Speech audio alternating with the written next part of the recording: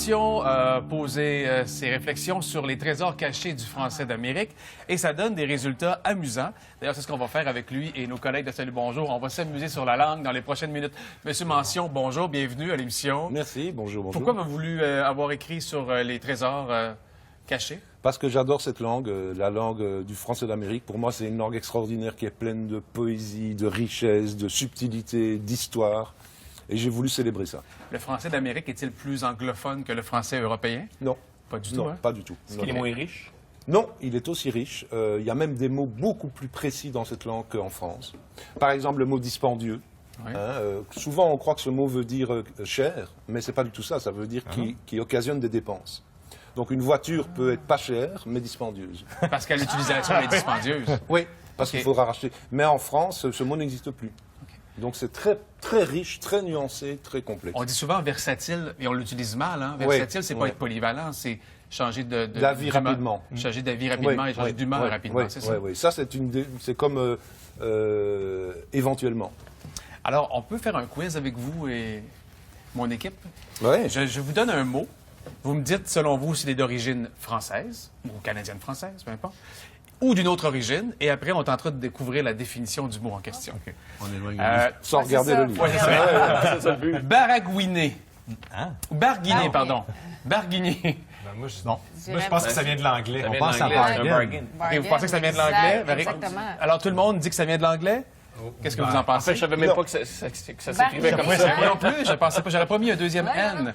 Alors, ça Non. vient de quelle langue? Ça vient du français. Comment ça? Et c'est l'inverse, c'est les Anglais qui l'ont pris au français. Ah ouais. Deux tiers du vocabulaire anglais proviennent du français. Alors qu'on croit que c'est le contraire. On croit que c'est le contraire. Comme pour flirt.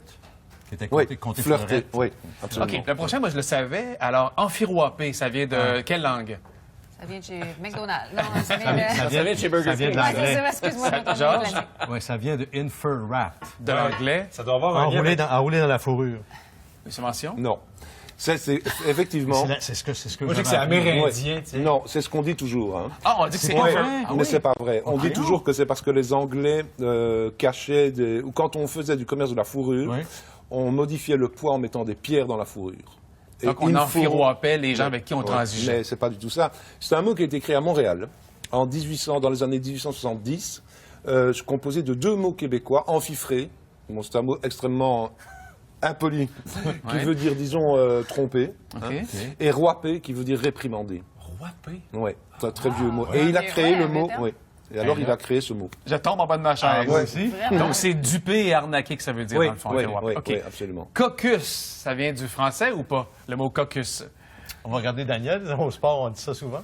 Oui, il y a des caucus qui se créent au football, il y a des caucus durant des arrêts de jeu, au hockey particulièrement. Je dirais que ça vient du français, je sais pas, j'aurais pas d'explication. Non, Il me semble Mathieu que- dit non. Anglais. Anglais, vous? Moi, je dirais français aussi. Anglais. Du latin. Ah oui, ça ressemble à un mot C'est latin. trop hein. fort. Ouais. Mais c'est pas, du tout. ça, non? C'est pas du tout. Non, non. Dans le champ, pouf. C'est complètement mauvais. Très mauvais. C'est un mot d'origine autochtone. C'est un mot ouais. de langue algonquienne, oui, qui signifie une assemblée. OK. Et c'est autochtone. donc du sens. Et comment on le c'est vrai. prononçait à l'époque? Ah ben là, Kawasa, moi je ne suis pas bon en prononciation. Autochtone. OK. Hey, ça, on disait ça souvent chez nous. Hey, elle écrit quelque chose ou va écrire quelque chose. Ça veut dire quoi, elle écrit? Est-ce que c'est québécois, français? Est-ce que c'est... À l'écrit. Ouais? Moi, J'avais jamais... Comme aller connu, chercher j'ai jamais quelque entendu. Moi non plus, j'ai Non, jamais ah entendu non? ça. Oui, comme ça. oui, en Gaspésie, oui. OK. Ah, mais la langue de Gaspésie, c'est une langue magnifique. Hein. C'est une langue en soi. Ah non, c'est une langue d'une beauté, d'une Surtout douceur après extraordinaire. quelques bières. Si le mot précédent était d'origine algonquine, moi, je Ouais. pense que celui-là est d'origine cri. Qu'est-ce que ça veut dire, elle écrit? Ça vient de quelle langue? Alors ça vient du français, Ah, du français du XVIIe siècle. Et en fait, ça veut dire aller quérir. ah, Et quérir, ça signifie chercher quelque chose quand on sait où la chose se trouve. Hein. Et au XVIIe siècle en France, on a supprimé les voyelles et on disait à l'écrit.